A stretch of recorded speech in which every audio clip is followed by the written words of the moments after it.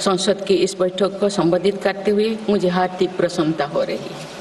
अभी 2 माह पहले हमने संविधान को अपनाने की 75वीं वर्षगांठ मनाए हैं और कुछ दिन पहले ही भारतीय गणतंत्र ने 75 वर्षों की यात्रा भी पूरी की है।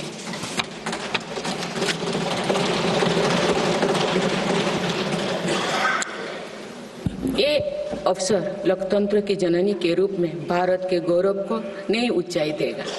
मैं सभी देशवासियों की तरफ से बाबा साहेब आम्बेडकर समेत सभी संविधान निर्माताओं को नमन करती हूँ।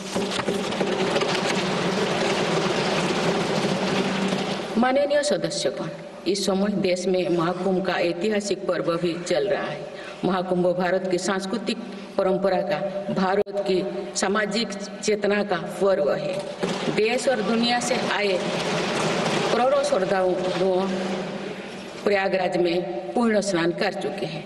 मैं मोनो अमावस्या के दिन हुई हादसे पर अपना दुख व्यक्त करती हूँ। घायलों के शीघ्र स्वस्थ होने की कामना करती हूँ। कुछ दिन पहले ही हमने देश के पूर्व प्रधानमंत्री डॉक्टर मनमोहन सिंह जी को खोया है। मनमोहन सिंह जी ने 10 वर्ष तक प्रधानमंत्री के रूप में देश की सेवा की। वे लंबे समय तक संसद के सदस्य भी रहे। मैं मनमोहन सिंह जी को भावभीनी श्रद्धांजलि अर्पित करती हूँ। माननीय सदस्यगण, भारत की विकास यात्रा की इस अमृतकाल को आज मेरी सरकार अभूतपूर्व उपलब्धियों के माध्यम से नई ऊर्जा दे रही है। तीसरे कार्यकाल में 3 गुना तेज गति से काम हो रहा है। आज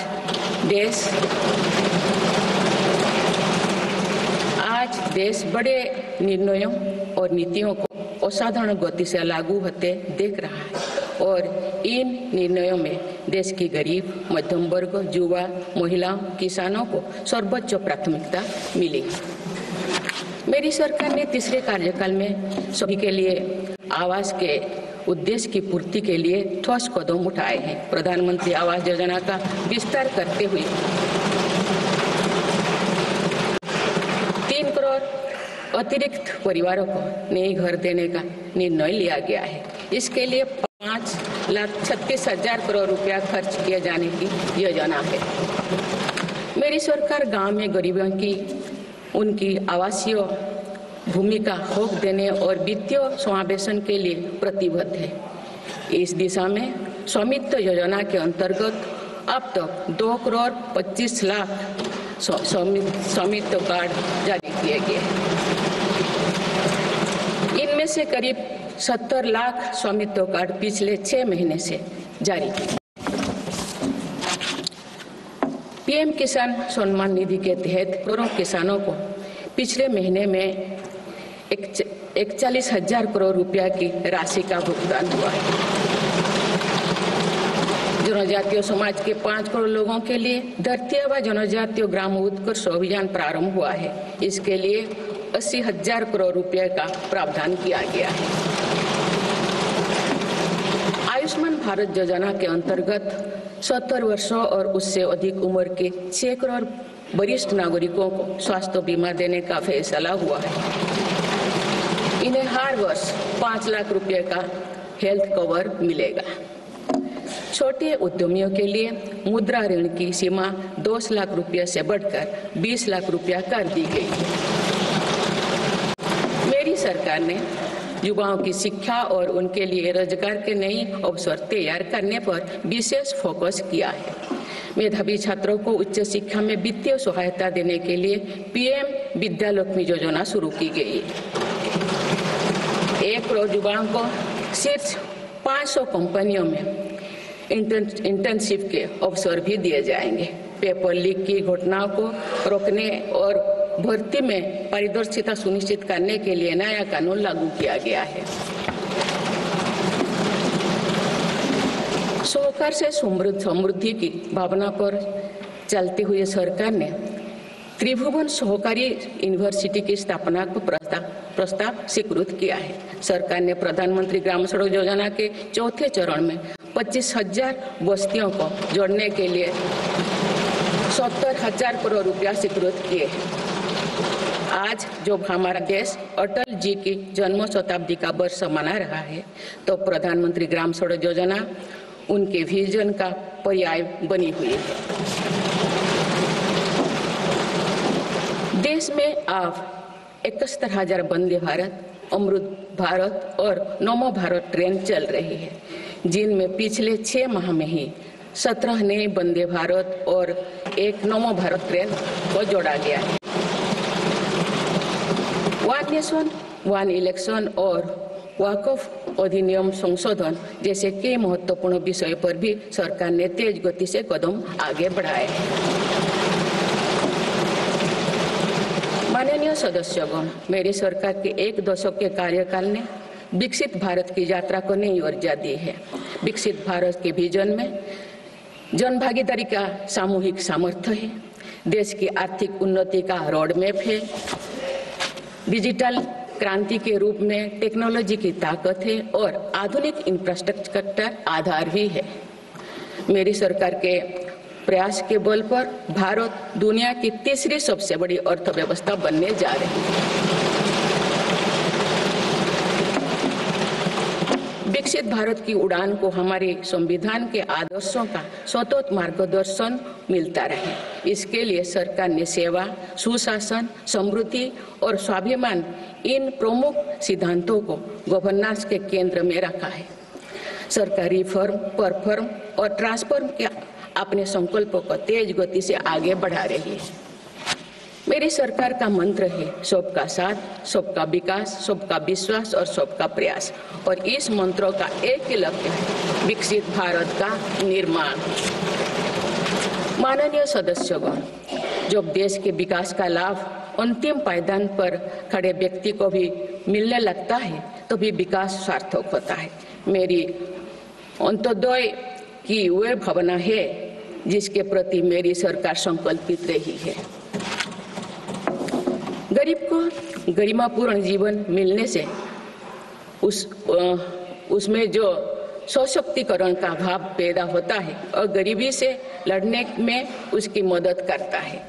स्वच्छ भारत अभियान के तहत बने 12 करोड़ शौचालय, प्रधानमंत्री उज्ज्वला योजना के तहत निःशुल्क दिए गए 10 करोड़ गैस कनेक्शन, 80 करोड़ जरूरतमंदों का राशन, सौभाग्य योजना, जल जीवन मिशन जैसे अनेक योजनाओं में गरीब को ये भरोसा दिया गया है कि वे सम्मान के साथ जी सकते हैं।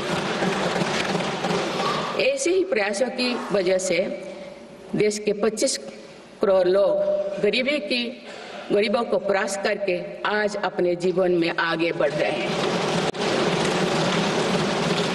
इन्होंने न्यू मिडिल क्लास का एक ऐसा समूह तैयार किया है जो भारत की ग्रोथ को नई ऊर्जा से भर रहा है। माननीय सदस्यगण, भारत जैसे देश की आर्थिक उन्नति मध्यम वर्ग मिडिल क्लास की आकांक्षाओं और उनकी पूर्ति से परिभाषित होती है। मध्यम वर्ग जितने बड़े सपने देखेगा, देश उतने ही ऊंचा उड़ान भरेगा। मेरे सरकार ने मुक्त स्वर से मध्यम वर्ग के योगदान को न केवल स्वीकारा है, बल्कि हर मौके पर उसे सराहा भी है। सरकारी कर्मचारी भी मिडिल क्लास के अहम प्रतिनिधि है।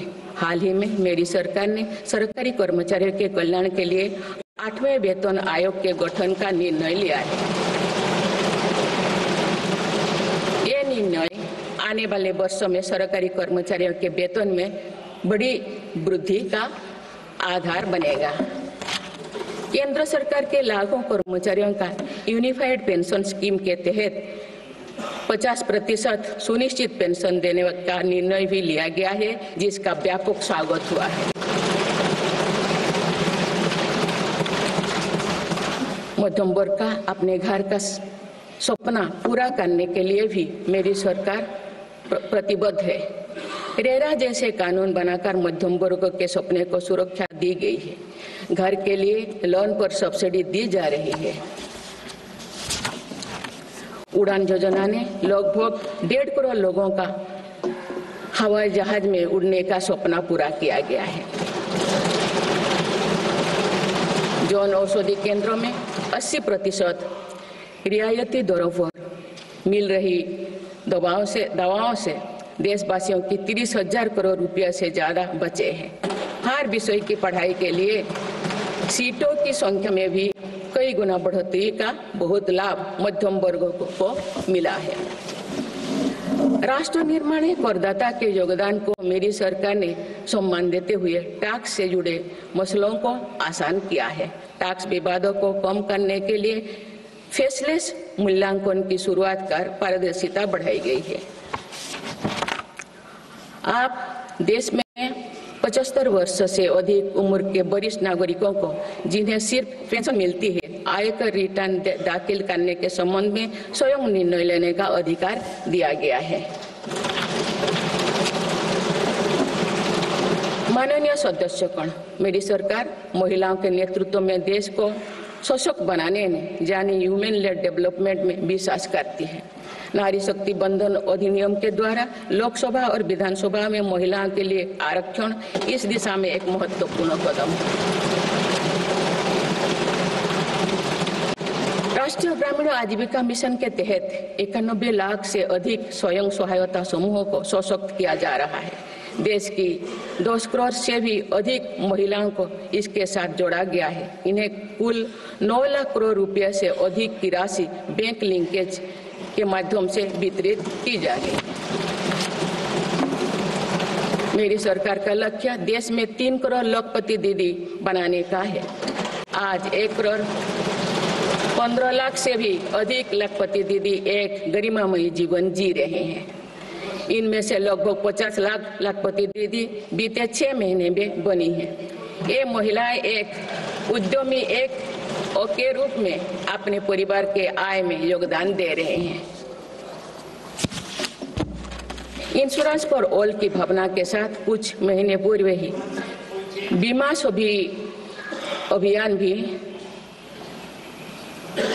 सखी अभियान भी शुरू किया गया है। हमारे बैंकिंग और डिजी पेमेंट्स सखियां दूर दराज के इलाकों में लोगों को वित्तीय व्यवस्था से जुड़ने में महत्वपूर्ण भूमिका निभा रहे हैं।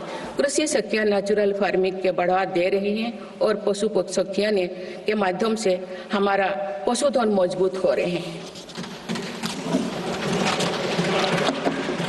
ड्रोन दीदी योजना महिलाओं के आर्थिक और तकनीकी सशक्तिकरण का माध्यम बने हैं।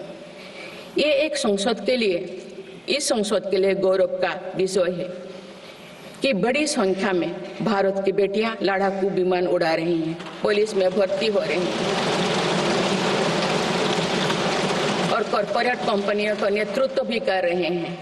मेरी सरकार के निर्णय के बाद बालिकाओं की भर्ती राष्ट्रीय मिलिट्री स्कूलों में प्रारंभ हो गई है। नेशनल डिफेंस एकेडमी में भी महिला कैडेट्स को भर्ती शुरू की गई है। हमारी बेटियां आज ओलंपिक में मेडल लाकर देश को भी गौरवान्वित कर रही हैं। मैं भारत की संसद के माध्यम से देश की नारी शक्ति को विशेष बधाई देती हूँ। माननीय सदस्यगण, पिछले 1 दशक में देश के हर बड़े प्रयास का दायित्व आगे बढ़कर भारत के युवाओं को उठाना पड़ा है। आज हमारा युवा स्टार्टअप स्पोर्ट्स से लेकर स्पेस तक हर फील्ड में देश का नाम रोशन कर रहे हैं। माय भारत पोर्टल के जरिए लाखों युवा राष्ट्र निर्माण के कार्य से जुड़ रहे हैं। पिछले 1 दशक में मेक इन इंडिया, आत्मनिर्भर Bharat, startup India, stand up India और डिजिटल इंडिया जैसी पहल ने युवाओं को रोजगार के अनेक अवसर प्रदान किए हैं। पिछले 2 वर्षों में सरकार ने रिकॉर्ड संख्या में 2 लाख स्थायी सरकारी नौकरियां प्रदान की गई।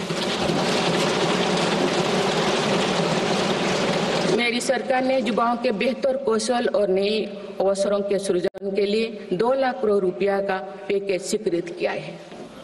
1 करोड़ युवाओं के लिए इंटर्नशिप की व्यवस्था से युवाओं को ग्राउंड पर काम करने का अनुभव प्राप्त होगा। आज देश में 1.5 लाख से अधिक स्टार्टअप है जो इनोवेशन के स्तंभ के रूप में उभर रहे हैं। 1000 करोड़ रुपया की लागत से स्पेस सेक्टर में वेंचर कैपिटल फंड की शुरुआत की गई है। US world future skill index 2025 में भारत विश्व में दूसरे नंबर पर पहुंच गया है। यानी यानी फ्यूचर ऑफ वर्क श्रेणी में एआई और डिजिटल टेक्नोलॉजी अपनाने में भारत दुनिया को रास्ता दिखा रहा है।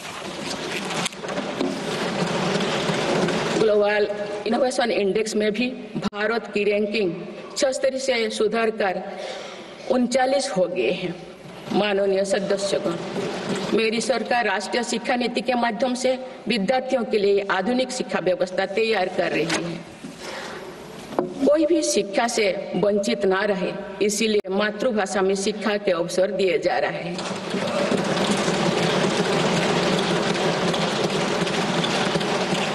विभिन्न भर्ती परीक्षाएं 13 भारतीय भाषाएं में आयोजित कर भाषा संबंधी बाधाओं को भी दूर किया गया है। बच्चों में इनोवेशन को बढ़ावा देने के लिए 10,000 से अधिक स्कूलों में अटल टिंकरिंग लैब्स खोली गई है। ईज ऑफ डूइंग रिसर्च के लिए हाल ही में one nation one subscription scheme लागू कर दिया है। इससे अंतर्राष्ट्रीय शोध की सामग्री निःशुल्क उपलब्ध हो सकेगी। पिछले एक दशक में उच्च शिक्षण संस्थानों की संख्या बढ़ी है। इनकी गुणवत्ता में भी व्यापक सुधार हुआ है। यूएस विश्व यूनिवर्सिटी एशिया रैंकिंग में हमारे 163 विश्वविद्यालय शामिल हुई है। नालंदा विश्वविद्यालय के नए कैंपस का शुभारंभ कर शिक्षा में भारत का पुराना गौरव वापस लाया गया है। वो दिन भी दूर नहीं जो भारत में निर्मित गगनयान में एक भारतीय नागरिक अंतरिक्ष में जाएगा। कुछ दिन पहले स्पेस डॉकिंग में सफलता ने भारत के अपने स्पेस स्टेशन का मार्ग और आसान कर दिया गया। कुछ दिन पहले इसरो ने अपना 100वां लॉन्च करते हुए सैटेलाइट के सफलतापूर्वक स्थापित किए। मैं इस उपलब्धि के लिए भी इसरो को और सभी देशवासियों को बधाई देती हूँ। माननीय सदस्यगण, मेरी सरकार ने देश में विश्व स्तरीय स्पोर्ट्स वातावरण बनाने की दिशा में खोले खेलो India scheme, target Olympic podium scheme यानी स्टॉप्स राष्ट्रीय स्पोर्ट्स यूनिवर्सिटी स्थापित करके देश को आगे कदम बढ़ाया है। दिव्यांग के लिए ग्वालियर में विशेष खेल केंद्र खोला गया है। भारत की टीमों में चाहे ओलंपिक हो या फिर पैरालंपिक, हर जगह बेहतरीन प्रदर्शन किया गया है। हाल ही में विश्व शतरंज चैंपियनशिप में भी भारत ने अपना परचम लहराया है। फिट इंडिया मूवमेंट चलाकर हम सशक्त युवा शक्ति का निर्माण कर रहे हैं।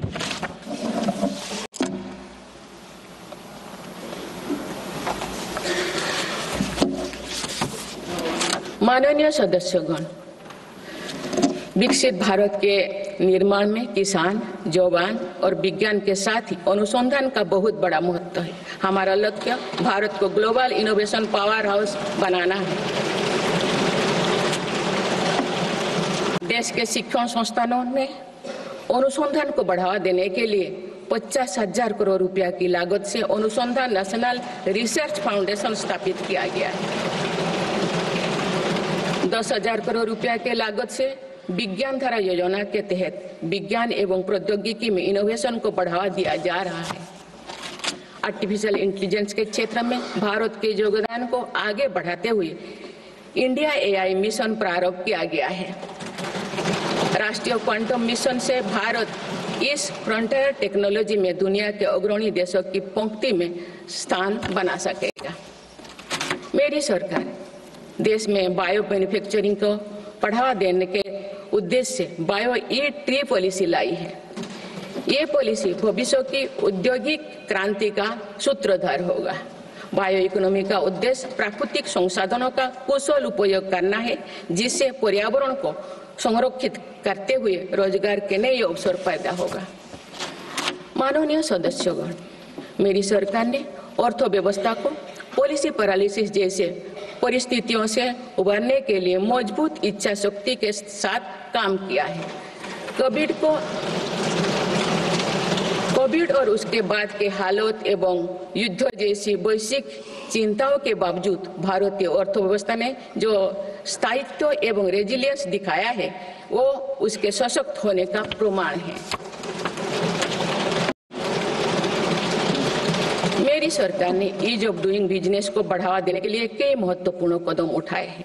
वन नेशन वन टैक्स की भावना के तहत जीएसटी को व्यवस्था लागू की गई है, जिसका फायदा सभी राज्यों को मिल रहा है। मेक इन इंडिया जैसी नीतियों के कारण आप बड़े ग्लोबल ब्रांड को प्रोडक्ट पर भी मेड इन इंडिया के लेवल्स देखने लगे हैं। माननीय सदस्यगण, भारत के छोटे व्यापारी गांव से लेकर शहरों तक हर जगह आर्थिक प्रगति को गति देते हैं। मेरी सरकार छोटे उद्यमियों को अर्थव्यवस्था की रीढ़ मानते हुए उन्हें स्वरोजगार के नए अवसर दे रही है। एमएसएमई के लिए क्रेडिट गारंटी स्कीम और ई कॉमर्स एक्सपोर्ट हब्स सभी प्रकार के उद्योगों को बढ़ावा दे रही है। तीसरी कार्यकाल में मेरी सरकार द्वारा मुद्रा ऋण की सीमा को 10 लाख रुपये से बढ़ाकर 20 लाख रुपया करने का लाभ करोड़ों छोटे उद्यमियों को हुआ। मेरी सरकार ने क्रेडिट एक्सेस को आसान बनाया है। इससे वित्तीय सेवाओं की लोकतांत्रिक बनाया जा सका है।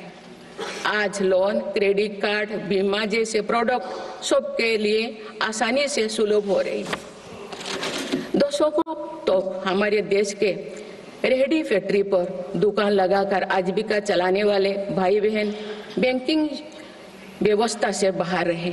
आज उन्हें पीएम स्वनिधि योजना का लाभ मिल रहा है। डिजिटल ट्रांजैक्शन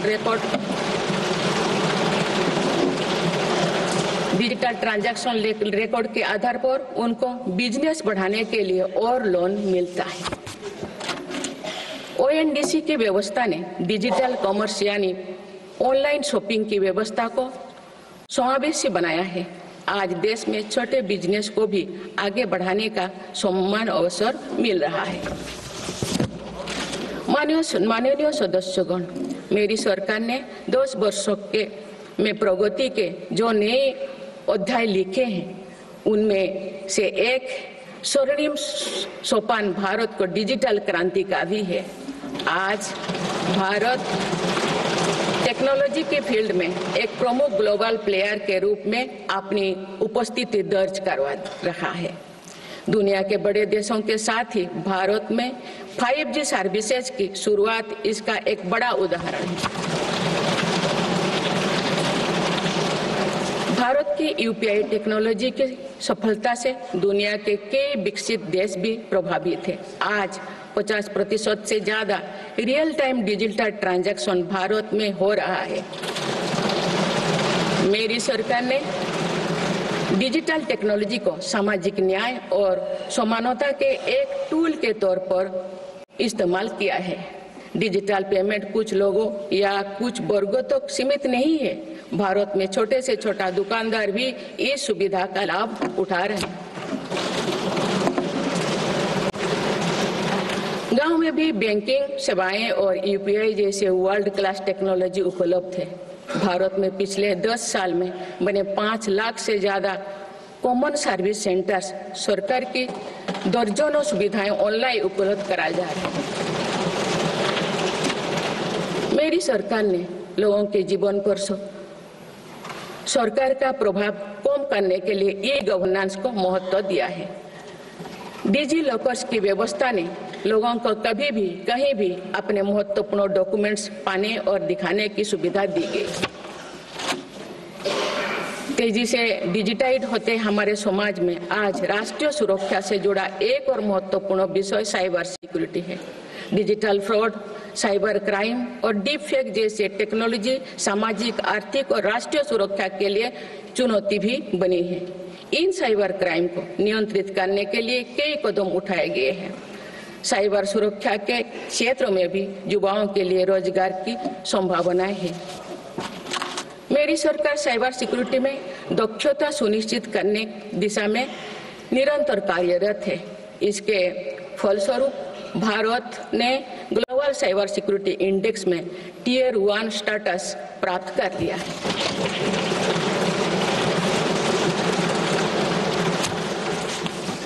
माननीय सदस्यगण, किसी भी देश का आधुनिक इंफ्रास्ट्रक्चर ने केवल उसके नागरिकों को एक बेहतर जीवन एवं देश को नई पहचान देता है, बल्कि देश को एक नया आत्मविश्वास भी देता है। बीते दशक में भारत ने वर्ल्ड क्लास इंफ्रास्ट्रक्चर निर्माण के कई माइलस्टोन तय किए हैं। इस आधुनिक इंफ्रास्ट्रक्चर से दुनिया में भारत की छवि मजबूत हुई है। इन्वेस्टर्स का भारत के प्रति भरोसा बढ़ा है, उपयोग को बल मिला है और नए रोजगार का निर्माण हो रहा है। मेरी सरकार देश के हर हिस्से को हाईवे, एक्सप्रेसवे से कनेक्ट करने के लिए मिशन मोड में काम कर रही है। पीएम गति शक्ति नेशनल मास्टर प्लान के द्वारा परियोजना पर पूरा करने की गति तेज हुई है। 2 साल पहले बुनियादी ढांचे का बजट लगभग 2 लाख करोड़ रुपया था, जो पिछले बजट में बढ़कर 11 लाख करोड़ रुपया से अधिक हो गया।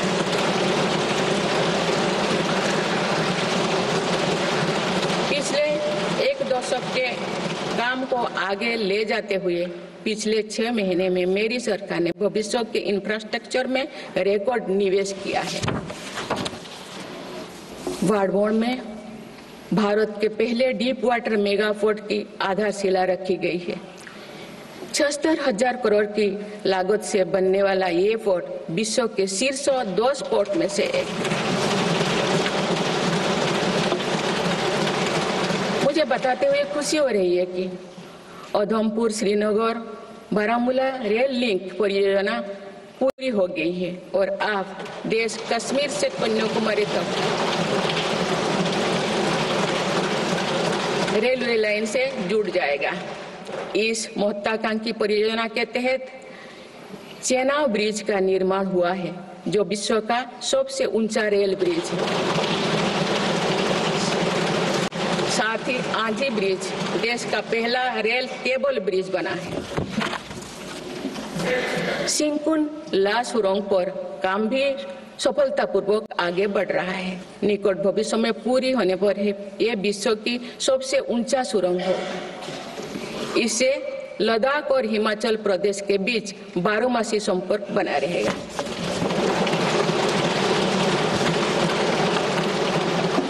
भारत का एविएशन सेक्टर तेजी से विकास कर रहा है।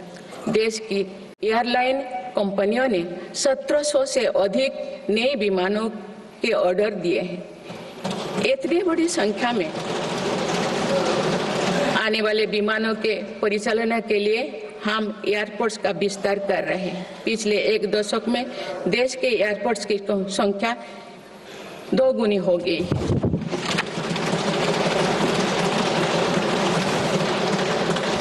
माननीय सदस्यगण, विकसित भारत को गति देने के लिए हमारे शहरों को फ्यूचर रेडी बनाना आवश्यक है।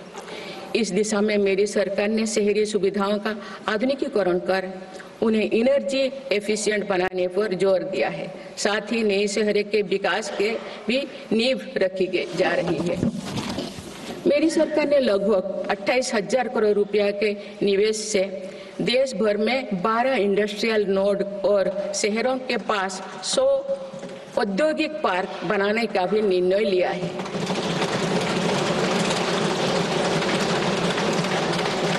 शहरी यातायात को सुगम बनाने के कार्य लगातार जारी है। दिल्ली, पुणे, ठाणे और बेंगलुरु में मेट्रो प्रोजेक्ट्स और अहमदाबाद भुज रूट पर शुरू हुई नमो भारत रैपिड रेल सर्विसेज विकसित भारत के शहरों का स्वरूप है।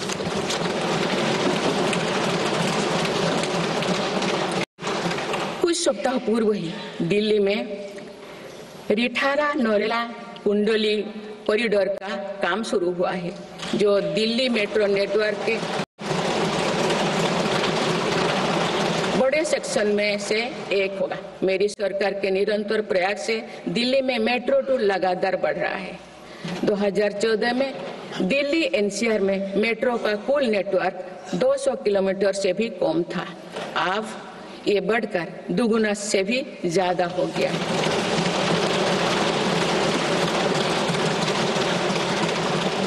आज मुझे ये बताते हुए बेहद प्रसन्नता हो रही है कि भारत का मेट्रो नेटवर्क अब 1000 किलोमीटर के माइलस्टोन को पार कर चुका है। भारत अब मेट्रो नेटवर्क के मामले में दुनिया का तीसरा सबसे बड़ा देश बन गया है। लगभग 8000 करोड़ रुपया के खर्च से देश में 52,000 इलेक्ट्रिक बस चलाने का भी निर्णय हुआ है। इससे शहरी इलाका में सुगम और स्वच्छ यातायात की सुविधा मिलेगी और अनेक लोगों को रोजगार भी मिलेगा। आसान कनेक्टिविटी और अर्बन टूरिज्म को बढ़ावा देने के लिए देश में 15 रोपवे प्रोजेक्ट्स की योजना पर भी काम हो रहा है। माननीय सदस्यगण, मेरी सरकार बहुआयामी एवं समरस सर्वस्पर्शी विकास की नीतियों पर काम करती आई है। इसीलिए मेरी सरकार ने जितना बल फिजिकल इंफ्रास्ट्रक्चर पर दिया है, उतने ही सघन प्रयास सोशल इंफ्रास्ट्रक्चर क्रांति के लिए भी किए हैं। समाज के हर वर्ग तक सस्ती, सुलभ और गुणवत्तापूर्ण स्वास्थ्य सेवाएं पहुंचे, ये मेरी सरकार की प्राथमिकता है।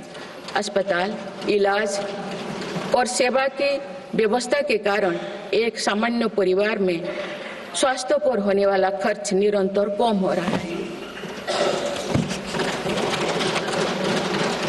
देश में नागरिकों तक बेहतर स्वास्थ्य सेवाएं पहुंचाने के लिए 1,75,000 आयुष्मान आरोग्य मंदिर बने हैं।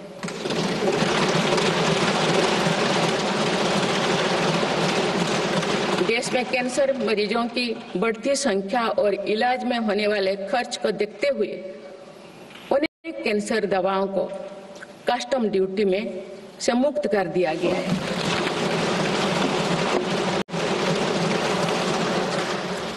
सर्वाइकल कैंसर के लिए अब तक लगभग 9 करोड़ महिलाओं की स्क्रीनिंग की जा चुकी है।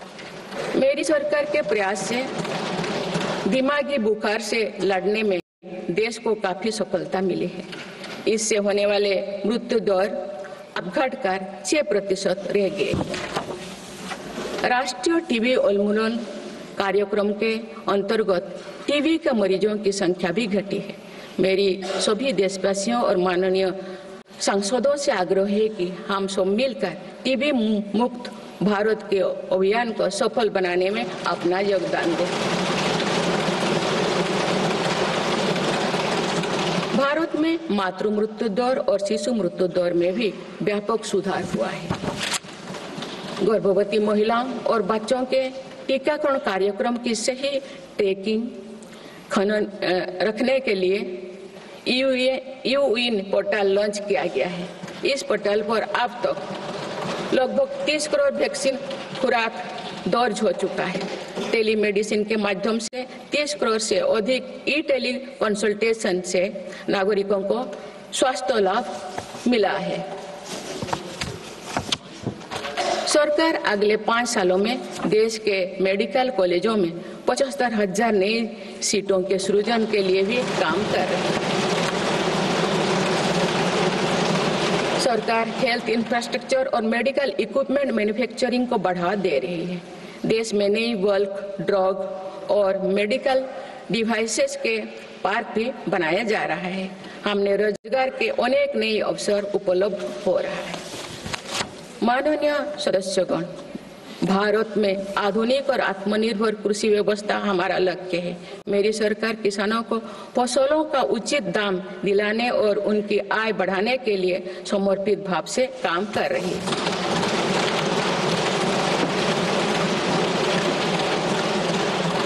वर्ष 2023-24 में रिकॉर्ड 332 मिलियन टन अनाज उत्पादन हुआ है और आज भारत विश्व का सबसे बड़ा दूध, दाल और मसालों का उत्पादक है। सरकार ने खरीफ और रबी फसलों के एमएसपी में निरंतर बढ़ोतरी की है। पिछले 10 दशक में धान, गेहूं, दलहन, तिलहन और मोटे अनाज की खरीद पर 3 गुना ज्यादा राशि खर्च की गई है। पिछले 6 महीने में फसलों की जलवायु अनुकूल, बायो फोर्टिफाइड और अच्छी उपज देने वाले 109 उन्नत प्रजातियां किसानों को सौंपी गई है। देश में कृषि इंफ्रास्ट्रक्चर को सुदृढ़ करने के लिए सरकार ने कृषि इंफ्रास्ट्रक्चर फंड योजना के दायरे का विस्तार किया है। इससे ग्रामीण क्षेत्रों में रोजगार को और बढ़ावा मिलेगा।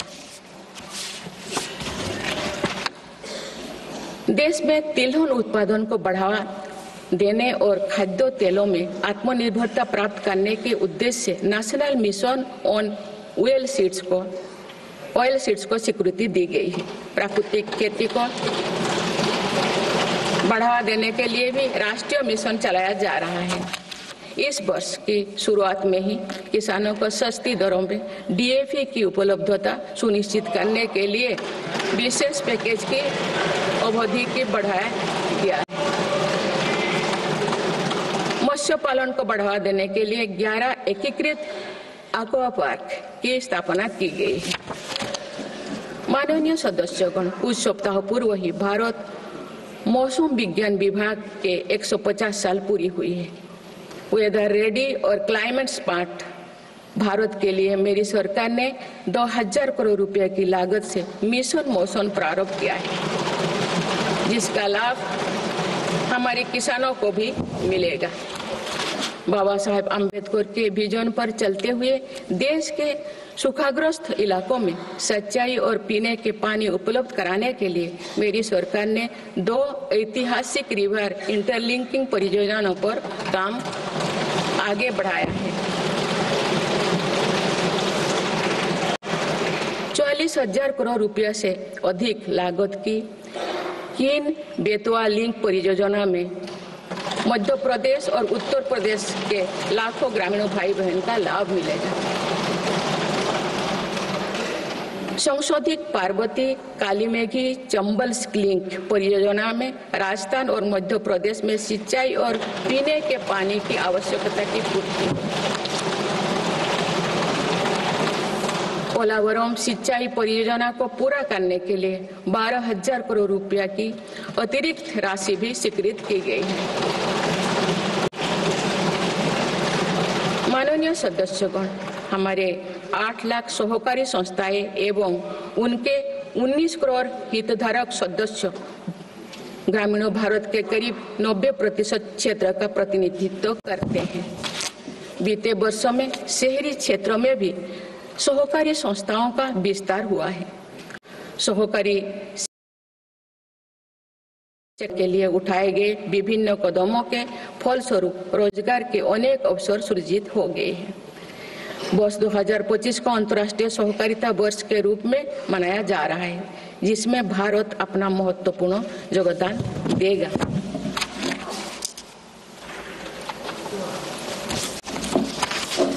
माननीय सदस्यगण, हम जब राष्ट्र के विकास और उपलब्धियों की चर्चा करते हैं तो वास्तव में हम राष्ट्र के नागरिकों की क्षमता एवं उपलब्धियों का ही उल्लेख कर रहे होते हैं। आज देश के विकास में सबका साथ है, इसीलिए हम देश के सही सामर्थ्यों का अनुभव कर पा रहे हैं। मेरी सरकार के प्रयासों का सबसे अधिक लाभ देश के दलित, वंचित और आदिवासी समाज को मिल रहा है।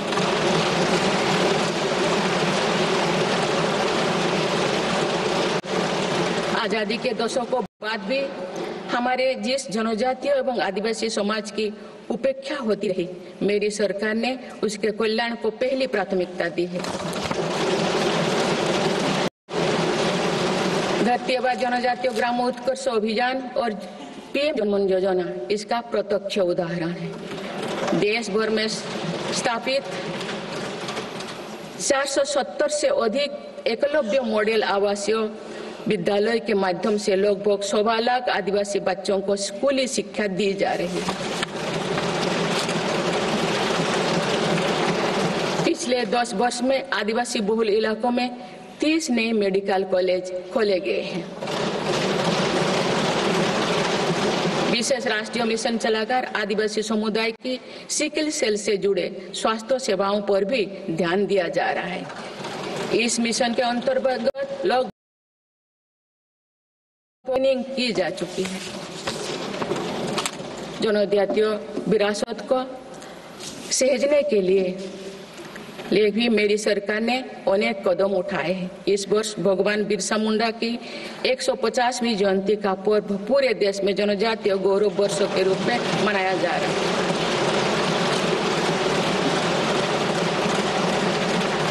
माननीय सदस्यगण, विकसित भारत की एक महत्वपूर्ण कसौटी देश का संतुलित विकास है।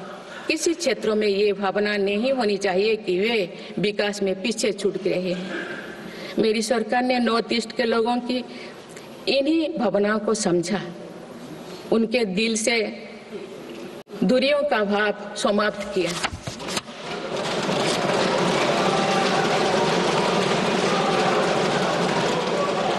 से अधिक शांति समझौते को कर सरकार ने अनेक गुटों को शांति के मार्ग से जोड़ने का काम किया है।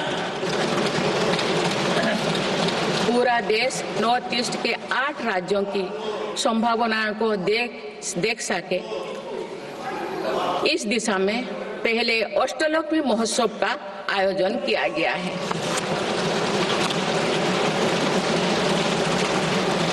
पूर्वोत्तर के विकास के साथ साथ सरकार ने देश के पूर्वोत्तर यानी पूर्वी राज्यों के सर्वांगीण विकास की कार्य योजना पर काम शुरू कर दिया गया है, जिससे रोजगार के नए अवसर भी उपलब्ध होगी।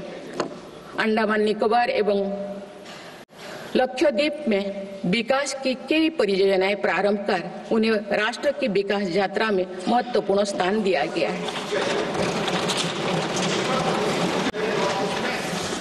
अनुच्छेद 370 हटाने के बाद जम्मू कश्मीर में विकास का एक नया वातावरण बना है।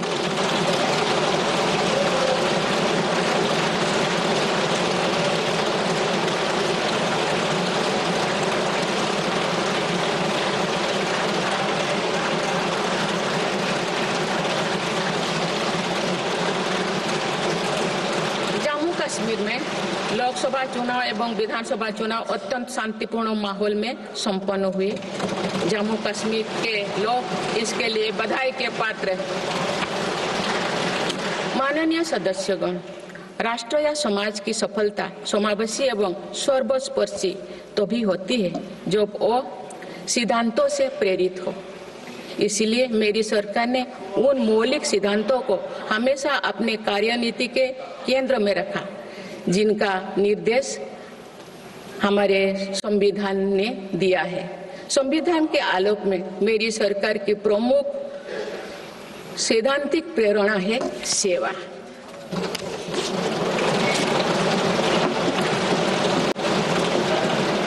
मेरी सरकार मानती है कि 140 करोड़ देशवासियों की सेवा ही सरकार का प्रमुख कर्तव्य है। इस दिशा में सरकार पूरी संवेदनशीलता से काम कर रही है। समाज के पिछड़े वर्ग और सफाई कर्मचारियों को आसान लोन मुहैया कराने के लिए पीएम सूरज योजना का विस्तार किया गया है। सरकारी योजनाओं का लाभ दिव्यांगजनों तक पहुंचाने के लिए 1 करोड़ से अधिक दिव्यांग पहचान पत्र जारी किए गए हैं। स्वच्छता सैनिकों के लिए चलाई जा रही नमस्ते योजना का विस्तार कर अब स्वच्छता का बीड़ा उठाने वाले भाई बहनों को भी इसमें शामिल किया गया है। विकसित भारत की यात्रा में कोई भी छूटने ना पाए, इस ध्येय के अनुरूप मेरी सरकार सैचुरेशन अप्रोच के साथ काम कर रही है। माननीय सदस्यगण, बीता दशक भारत की सांस्कृतिक चेतना के पुनः जागरण का दशक रहा है।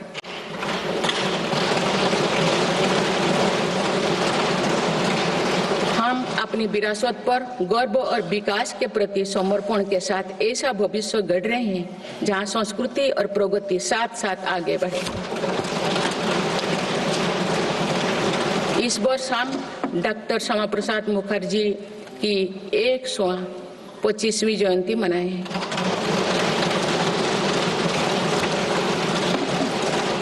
उन्होंने कहा था कि सच्चा राष्ट्रवाद केवल भारत की भौतिक एकता नहीं बल्कि उनकी सांस्कृतिक एकता को मजबूत करने में है। कड़ी में भगवान महावीर का 2550वें निर्माण महोत्सव श्रद्धापूर्वक मनाया गया है। देश ने उत्साह से संत मीराबाई की 525वीं जयंती भी मनाई। महाकवि संत तरुवल्लभ की स्मृति में कई देशों में सांस्कृतिक केंद्र स्थापित किए जा रहे हैं। मेरी सरकार काशी तमिल संगमम, काशी तेलुगु संगमम, सौराष्ट्र तमिल संगमम जैसे सांस्कृतिक आयोजन करके देश की एकता को बढ़ावा दे रहे हैं। माननीय सदस्यगण, हमारी पांडुलिपियां यहाँ हमारी धरोहर है। इनमें विशाल ज्ञान समाहित है जिसका मानव जाति के लाभ के लिए अध्ययन, शोध और उपयोग करने की आवश्यकता है। उन्होंने प्रौद्योगिकी का उपयोग करके पांडुलिपियों के डिजिटाइजेशन और संरक्षण का कार्य मिशन मोड पर प्रारंभ किया जा रहा है। देश की विरासत का एक महत्वपूर्ण स्तंभ हमारी समृद्ध भाषा संस्कृति है। मुझे खुशी है कि सरकार ने असमी, मराठी, पाली, प्राकृत और बांग्ला भाषाओं को क्लासिकल लैंग्वेज का दर्जा दिया है। भारत की सभी भाषाओं में सरलता से संवाद के लिए AI की सहायता से भाषिणी प्लेटफॉर्म का देशवासी व्यापक उपयोग कर रहे हैं।